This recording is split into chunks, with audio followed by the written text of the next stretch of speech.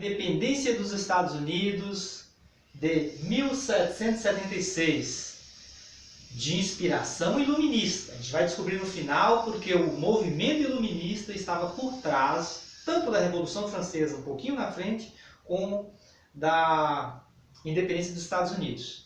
E aí é aquilo, muitos historiadores não falam que colônia de exploração é diferente de colônia de povoamento. Aqui é uma colônia de povoamento. A gente vai ver que quando a metrópole, no caso aqui, Inglaterra, abusa, aumenta impostos, eles reagem. E reagem com firmeza, diferente das colônias de exploração. Né? Se a gente for fazer uma análise entre Estados Unidos, né, as 13 colônias, sendo colônia da Inglaterra, e o Brasil sendo colônia de Portugal, vai ter uma diferença enorme. Até porque quem declarou a independência do Brasil foi um português. Né? Olha o nível da coisa como é. Vamos lá. Tratado de Tordesilhas. Lembra dele? O continente americano deveria ser dividido entre Portugal e Espanha. Então, o continente americano era para ser dividido pelo Tratado de Tordesilhas entre Espanha e Portugal. Mas o que fez? A rainha Elizabeth I da Inglaterra ignorou o acordo e deu permissão para a Inglaterra colonizar o norte da América em 1585. Você acha que a Inglaterra está ligando para o Tratado de Tordesilhas? Né? Um país bandidinho, lembra? Que eles tinham, que eles assaltavam os navios com seus piratas oficiais em alto mar. Né? E aqui também a gente vai descobrir por que a Europa é tão rica assim, né? O que ela fez para ser tão rica. Então vamos lá. E a primeira tentativa da Inglaterra de povoar as 13 colônias. Vamos lá. O povoado, batizado de Virgínia, fracassou devido à fome, à doença e à resistência indígena, porque lá estava lotado de nativos, assim como no Brasil. Então, as doenças, a fome e a resistência indígena fez fracassar a tentativa da Inglaterra de povoar o território. Segunda tentativa, no século XVII, a monarquia inglesa confiou a duas empresas para explorar o território. Então, a Inglaterra pegou duas empresas e falou, está aqui. Como o português fez com o Brasil também. Explora esse território. E aí começou a dar certo. Observação. O fato que contribuiu bastante para a colonização da América do Norte foi a perseguição política e religiosa. Ou seja, o que estava acontecendo no contexto da Inglaterra? Por causa do João Calvino, Lutero, né, a reforma religiosa, muitos se converteram a essa nova religião, que a gente chama de protestantes. E aqui os protestantes são batistas, presbiterianos, puritanos, anglicanos, além de aventureiros. Então eles se converteram e foram perseguidos pela Igreja Católica. E aí eles viram na colonização uma forma de sair fora. Então perceba, eles não foram para as 13 colônias para voltar depois, explorar e voltar nada. Foram para ficar. Por isso que a colônia de povoamento ela tem uma outra importância, entendeu? Só que tanto protestantes reformados quanto católicos cristãos, eles tinham uma coisa comum, eles gostavam de escravizar. Todos eles gostavam de escravizar, né? Contrariando o Evangelho, né? Porque o Evangelho é contra a escravidão, é a favor da liberdade. Eles gostavam de escravizar também. Então essa era a semelhança entre eles. Economia colonial, de acordo com as condições geográficas. Então, de acordo com as condições geográficas, desenvolveram a economia do lugar. Vamos lá. No centro-norte, policultura, a palavra vem do grego, poli, né? Várias culturas. Batata, milho, trigo, cevada, então aqui era a policultura. Já no sul dos estados, das 13 colônias, monocultura, uma cultura só, praticada pela plantation. Plantation é um modelo que eles usavam, na colônia, que era usando mão de obra escrava, produzindo o seu produto para o mercado externo. Então, eles produziam ou tabaco ou algodão para o mercado externo, então para vender para outros lugares. No caso do Brasil, o plantation foi cana-de-açúcar, né? Que eles desenvolveram a monocultura, a cana-de-açúcar, a produção de açúcar, para vender na Europa, certo? Como funcionava o comércio? Era o chamado comércio triangular. Do mesmo jeito que a Inglaterra fez lá nas 13 colônias, na colônia deles, Portugal também fez no Brasil. O que eles faziam? Eles usavam os navios próprios da colônia.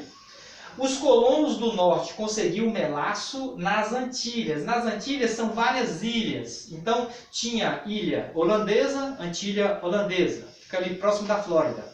Antilhas inglesas, que eram as ilhas inglesas. E aí eles pegavam o melaço, conseguiam o melaço nas Antilhas e transformavam em rum. Rum é uma espécie de conhaque, uma bebida alcoólica. E aí eles pegavam, trocavam esse rum, juntamente com armas, tecidos, por pessoas escravizadas nas costas da África. Então eles saíam das Antilhas, no caso aqui Antilhas inglesas, pegava esse melaço, transformava nessa bebida, e aí junto com armas e tecidos eles iam até a costa da África, a costa ocidental da África, e trocavam por pessoas escravizadas. Então notem que os africanos também colaboraram, aprendiam os seus irmãos e vendiam para os ingleses. E aí eles pegavam essas pessoas escravizadas para serem vendidas nas fazendas das Antilhas inglesas, nas ilhas. E de lá voltavam com mais melaço de cana para transformar em rum e fazer o mesmo processo.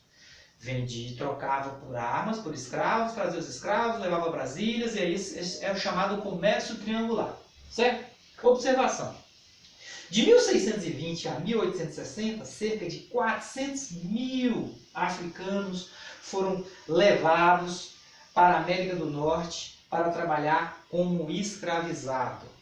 Mais de 400 mil foram trocados por melaço, por armas, por tecidos, pelos ingleses para levar para trabalhar nas ilhas, certo? Nas Antilhas. A Inglaterra aperta o cerco contra os colonos. Por quê? Concorrência com as mercadorias da América do Norte, com as inglesas no mercado externo. Então, as mercadorias dos colonos estavam vendendo para o mundo e estava concorrendo com as mercadorias inglesas. Os ingleses não gostavam, queria que não concorressem com as mercadorias inglesas, porque as colônias pertenciam também à Inglaterra.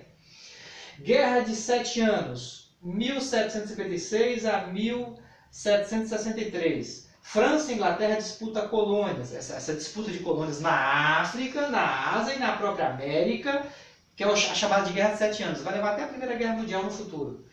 Aumento dos impostos na América do Norte para custear as despesas dessa guerra. Então, explicando, a França e a Inglaterra estavam disputando colônias, certo?